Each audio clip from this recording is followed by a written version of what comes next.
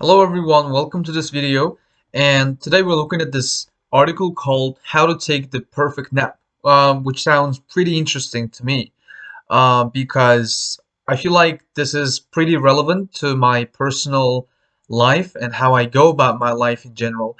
So I think this could be something that you could probably relate to as well, like how you sometimes feel like you're exhausted and need a quick power nap or something, and hopefully we'll learn how to do that, okay, by reading this and by finishing this article. Now let's get started. Sleep experts share 6 ways to improve your midday snoozes. Oh, midday snoozes. um so midday snooze is like midday naps, right? So snooze could also be a synonym for a nap, a good one, right? A midday snooze. A nap can be a beautiful thing. Okay, it can perk you up, make brain fog fade, and according to recent research, it can even fend off colds and improve your cardiovascular health. Oh, very, very nice language. I mean, this article comes from time.com, and I usually find the language that they use pretty impressive. So yeah, which is why I specifically chose this one as well. It can perk you up. So perk you up. I think it probably means to give you a bit of energy, right? Perk up. Perk somebody up to cause someone to be more energetic. Yeah, that's a good one as well, right? So you could say, well, I felt the urge to go back to sleep, but I didn't. So I just went about my day. I just started working, but I took a midday snooze to perk up. Right, that would be a good example, I believe. Make brain fog fade. Make something fade. It means to make it disappear, to make it wear off. Right. So the brain fog um, fade. So I don't know what a brain fog is. But it looks like something like I feel like I've been there. So when you probably when you're not when your brain is not that clear, when you're not really thinking that clearly, so I think that's what brain fog is. And if you take a nap, it can perk you up, make brain fog fade, and according to recent research, it can even fend off colds. Fend off colds. Okay, so what does fend off mean? To fend something off means to avoid dealing with something that is unpleasant or difficult. To avoid colds, right? Colds. Improve your cardiovascular health. So cardiovascular um, vascular health means something that is related to your blood vessels, like how the how your blood circulates around your body. Now, however, if you find yourself tossing, so if you find yourself means like if you eventually realize that you're in that particular case, like find yourself doing something, find yourself plus adjective, that's just so native like, it sounds so native. If you find yourself tossing and turning or waking up from naps, feeling even sleepier than when your head hit the pillow, you're probably selling nap time short. Selling nap time short. Okay, very nice language. Find yourself tossing, right? Tossing means to sort of get rid of. And how about tossing here? To move, body move back suddenly. Toss her head in annoyance. Toss and turn.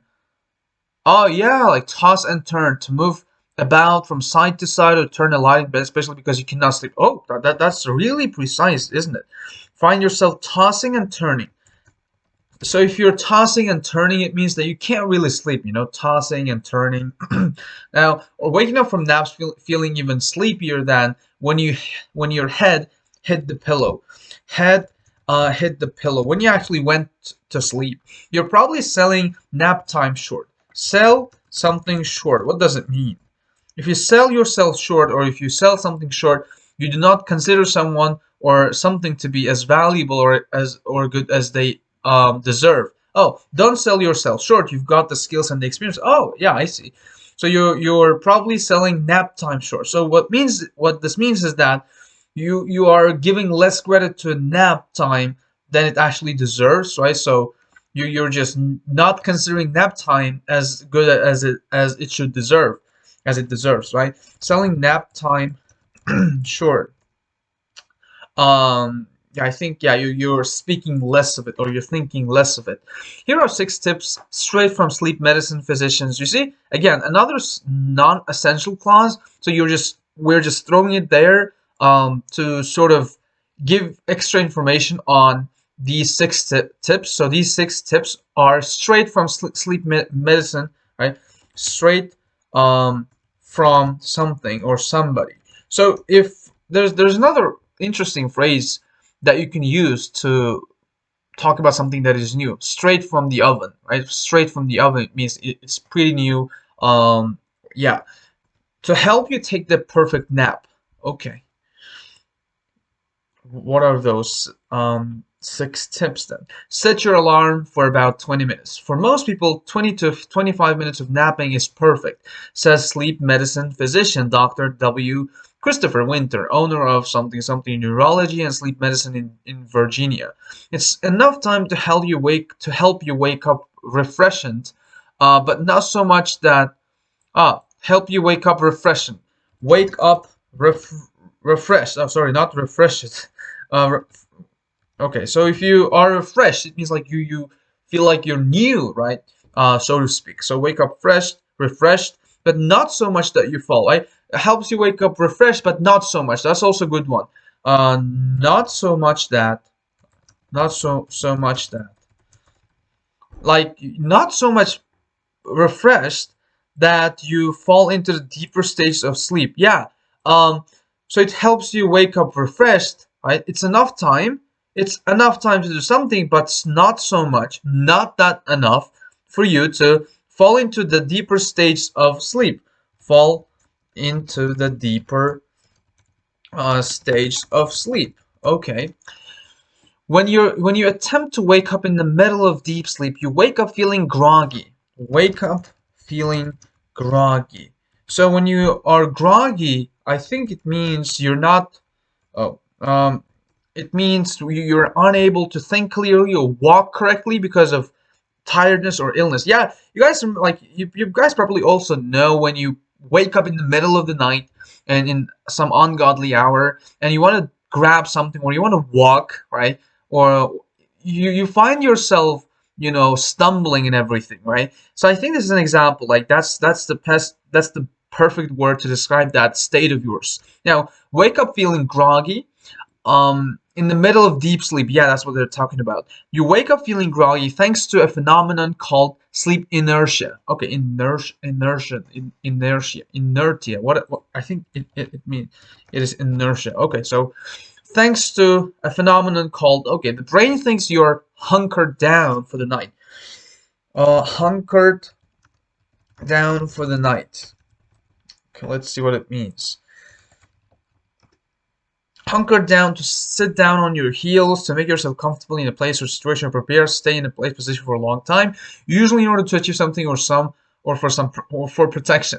The press have hunkered down for the night outside the palace, waiting for news of the royal birth. Yeah, like if you hunker down, I think this like happens a lot in movies. When some refugees just hunker down for the night, they just stop their activity for the night. Okay, and intends to stay that way, wants to stay that way. The brain thinks that you've hunkered down, you're hunkered down, are hunkered down. Pay attention to this one as well. Are hunkered down, this is how you use it. Sounds like too short of a nap for your tastes, right? For your tastes. Like, don't you think it's enough for you, right? Unless you're sleep deprived due to your work or social schedule, and are, right? Look at this, and are. Unless you are, right, sleep deprived due to your work or social schedule, and are trying to make up for lost, like triple Z's. Like how do you spell it actually? How do you pronounce it? Zzz, right? zzz, Zzz. Okay, so this is I think like this here it's used in a very informal way, right? Instead of just sleep, you're saying zzz. Okay, so social schedule and are trying to make up for lost zzz. It means make up for lost sleep, right? Make up means to compensate for it. So you sleep in the middle of the day so that you make up for the amount of sleep that you lost because you didn't sleep the other day, the other night. So that's what it means. Unless you're sleep deprived due to your work or social schedule and are trying to make up for lost. If you're not doing this, right? If you're not doing all this, craving a longer nap may be a signal that something is wrong with the duration or quality of your sleep. So what the sentence here says that it is normal if you are craving a longer nap. So if you crave something, it means you want it, right? Craving a longer nap, you want it like really much, right? Very much. Um, so what this particular sentence here says that it is okay that you are craving a longer nap because you're working, because you're sleep deprived, because you didn't sleep that much because of your work, or some kind of social schedule, or trying to make up for lost Z, right? It is okay if you're craving, if you want to, keep sleeping, or if you want to take longer naps.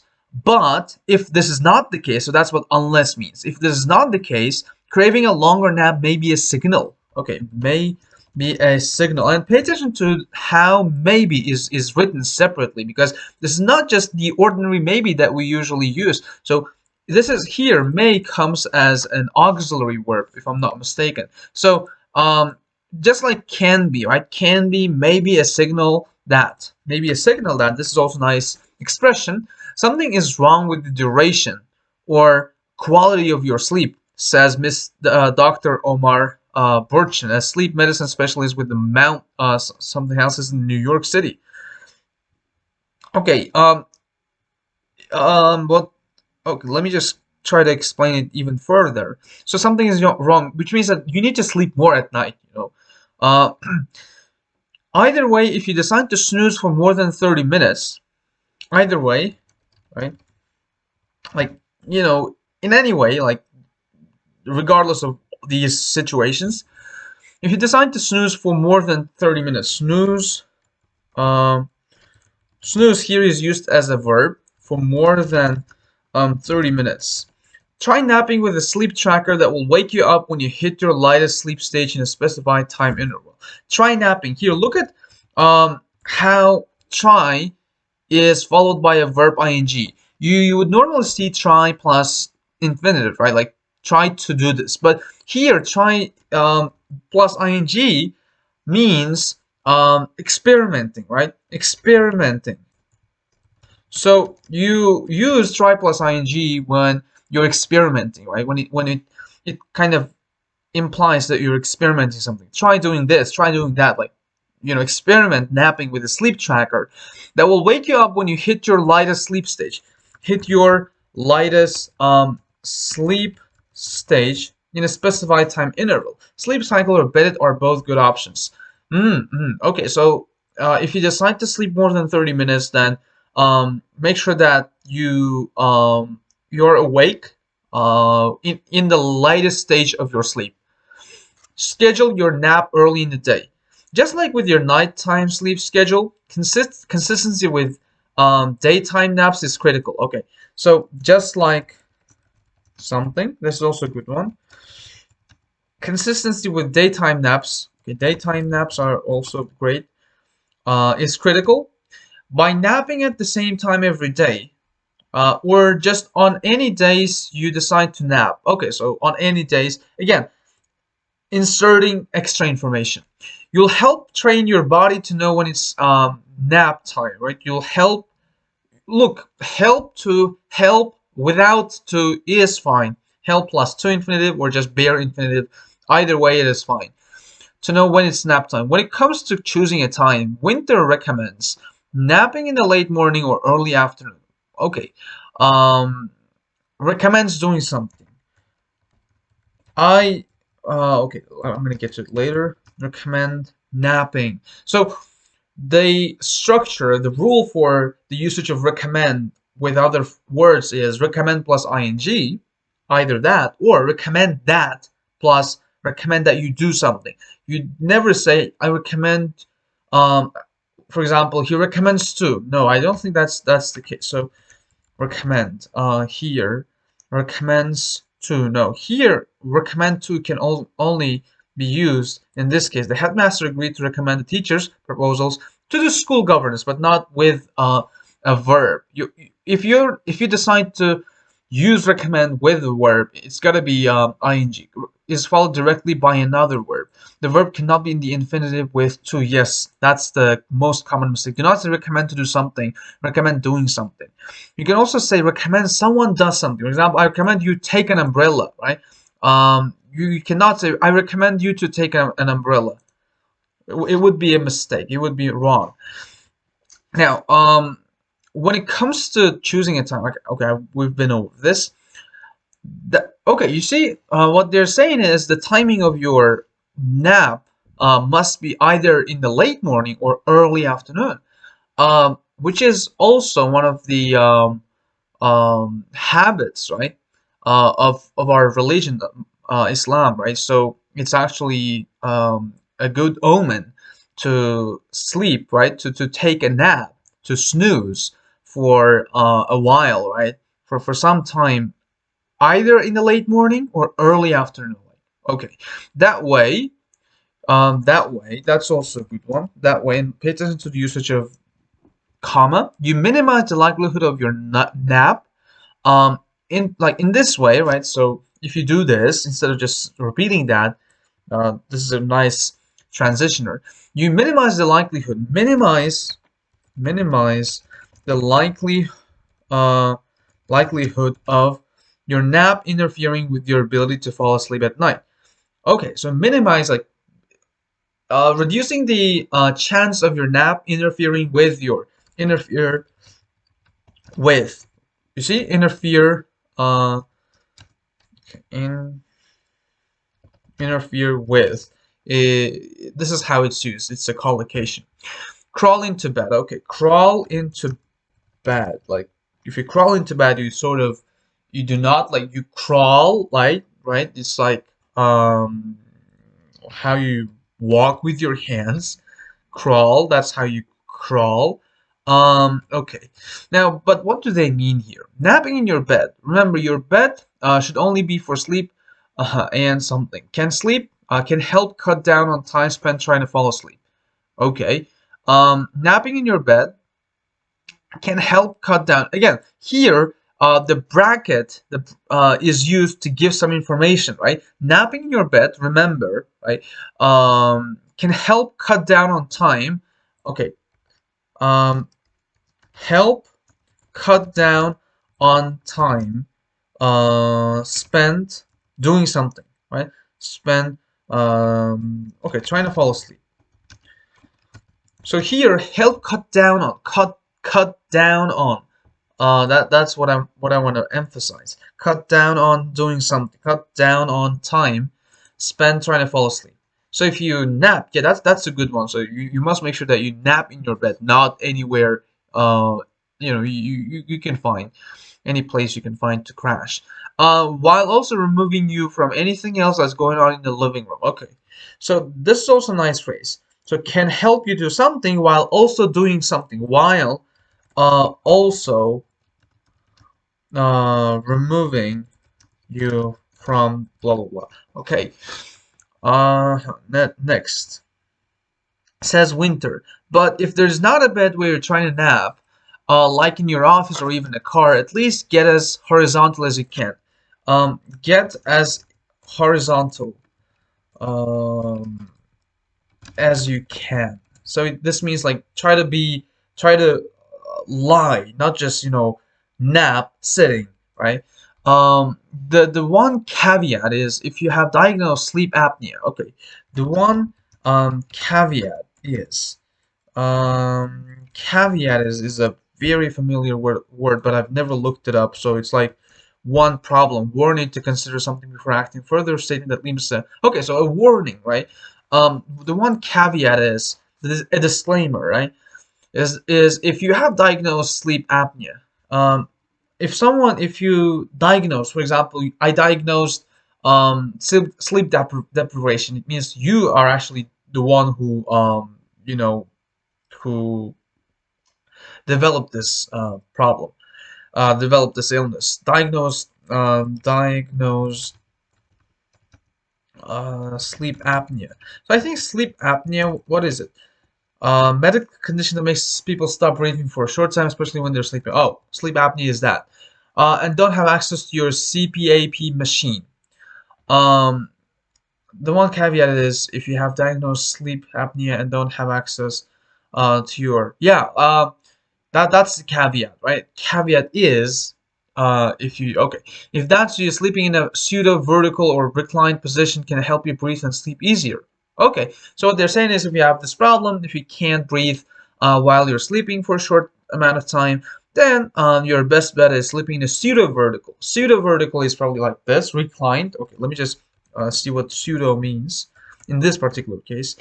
Pseudo, it is a prefix, pretended and not real. Oh, okay, pseudo vertical, like something that makes you feel like is horizontal.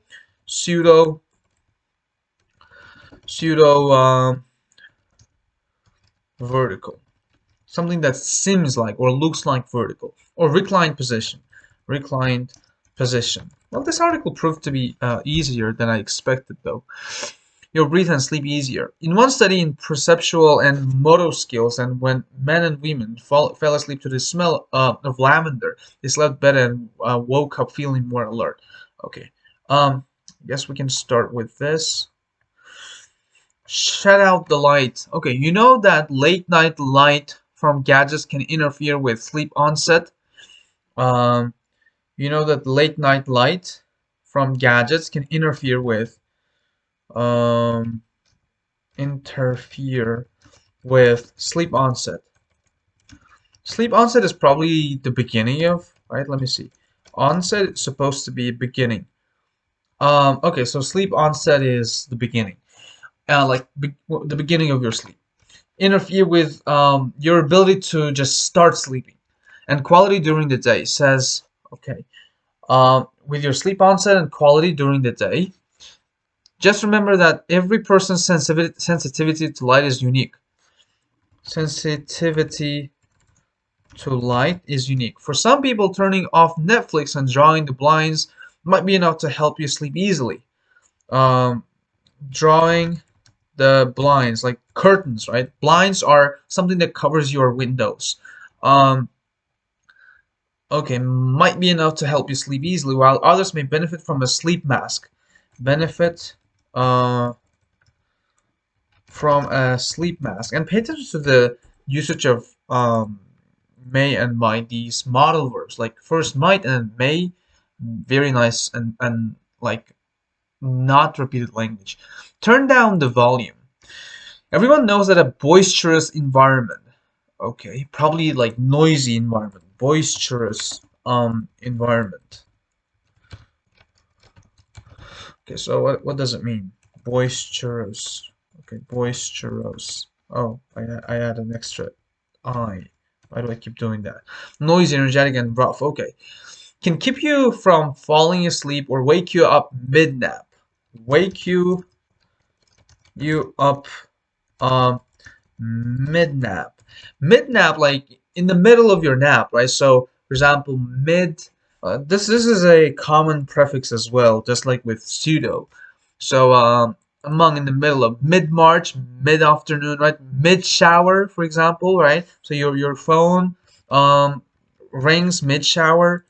Okay, what the hell's happening? Okay, now wake you up mid nap, but sleep monitors show that noise can disturb your slumber even if you don't realize it.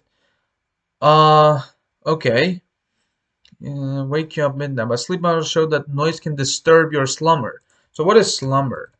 Your sleep. Oh, that's a good one, but it's a little humorous, I believe, or literally something that you would probably use in some fiction. But if you have to use this in your IELTS speaking, just smile a bit so that the examiner knows that you're joking a little, like you're using this word that is not necessarily appropriate to be used. Disturb your slumber. Okay, even if you don't realize it. So if you aren't able to cut down on noise in your sleep environment, try earplugs. Okay, try earplugs.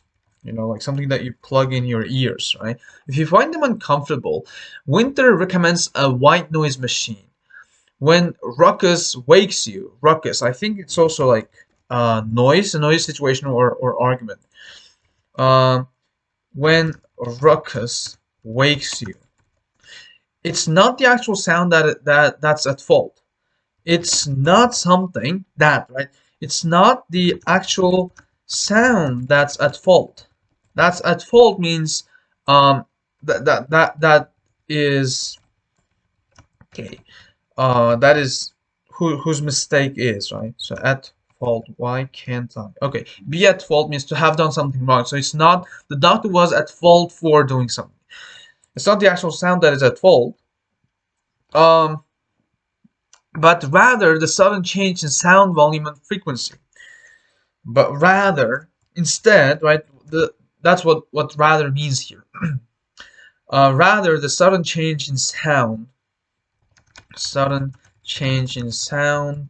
and something. White noise machines mask those changes. Mask those changes. Like, make sure that you don't hear them. That's what masking means. Like cover, right? Sniff lavender. Okay, in one 2012 study in perceptual and motor skills, when men and when men and women fell asleep to the smell of lavender, fell asleep to the smell of, right? To the smell of. So if you fall asleep to the smell of poison, for example, it's because you sniff it, right? Sniff it, and then that's how it happens. They slept better and woke up feeling more alert. Woke up feeling more alert. And if you smell lavender every time you nap or sleep for the night, your brain will quickly connect the dots. Your brain will quickly connect the dots. Like if you connect the dots, you start making sense of the situation, and know that it's time to snooze when you get a whiff of.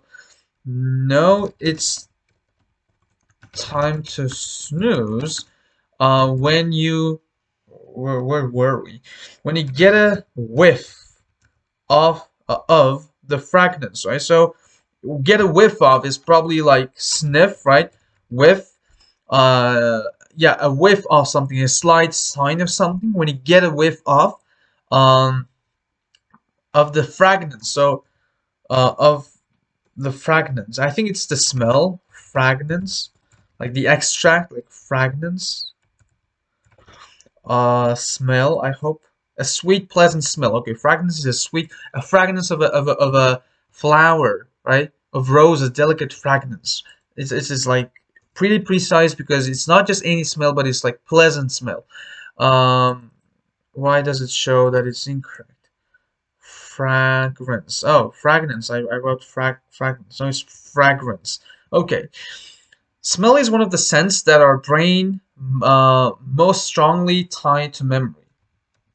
Um, okay, something is one of the right, one of the that okay, I think like we're better off writing this whole sentence down. One of the sense that our brain most strongly tie to memory, right? So one of the because it's sense, it's here. This one is in a plural form as well. Tied to memory, to connect to memory. So it's when you smell, you sort of remember a particular incident, right? And that's what helps you realize that you're in that habit loop of napping, of that sleep better. Take advantage of that to sleep better. Okay. Now I guess that's about it. It was not a heavy read at all. we managed to understand like 100% of it. And now I'm gonna go through some of the words and try to, and I'll pick some that I really liked. So midday snoozes, that was my favorite. Perk you up, so makes you more energetic. So I think I recommend you do this as well on your own, because it really helps you see which words you actually liked and which words you would probably prefer to use while you were speaking. Make brain fog fade. Well, I didn't necessarily like it. Fend off colds, avoid colds. Find yourself tossing it. I really like the tossing and turning because it's a C2 word for one, and for another, it's the perfect word. Head hit the pillow. Selling nap time short. Well, I feel like I like almost all of these. Straight from something. Wake up refreshed. Not so much that. Falling to the deeper stages of sleep. Wake up feeling groggy. That's a good one. Or hunkered down for the night. For the night as well. For your tastes. Well, how was it used? Sounds like too short for a nap of a nap for your tastes. Make up for lost Z's, right? Zzz. Craving a longer nap may be a signal that either way, snooze for more than 30 minutes. Try napping. Hit your lightest sleep stage, just like daytime naps. Recommend napping that way. Minimize the likelihood of, I think that's a good one as well, crawling to bed. Help cut down on time spent trying to fall asleep while also remove you from. Get as horizontal as you can. The one caveat, okay, pseudo vertical reclined position interfere with sleep onset, sensitivity to light, drawing the blinds, like closing them. Benefit from a sleep mask, right? So you may benefit from a boisterous environment, right? Wake you up mid nap, disturb your slumber. Try earplugs when ruckus. I think ruckus. That's how it's pronounced. Ruckus. Um, ruckus wakes you. It's not the actual sound that's at fault, but rather the sudden change in sound. Mask those changes. Feel asleep to the smell. White noise machine, right? Like feel asleep to the smell of. Wake you up feeling more alert. Your brain will quickly connect the dots. Know it's time to snooze when you get a whiff. I think it was A, right? Get a whiff of the fragrance. Smell is one of the signs that our brain most strongly tied to memory. Okay, I think that's about it. Thank you everyone for watching this video, and I'll see you in the next ones. Bye bye.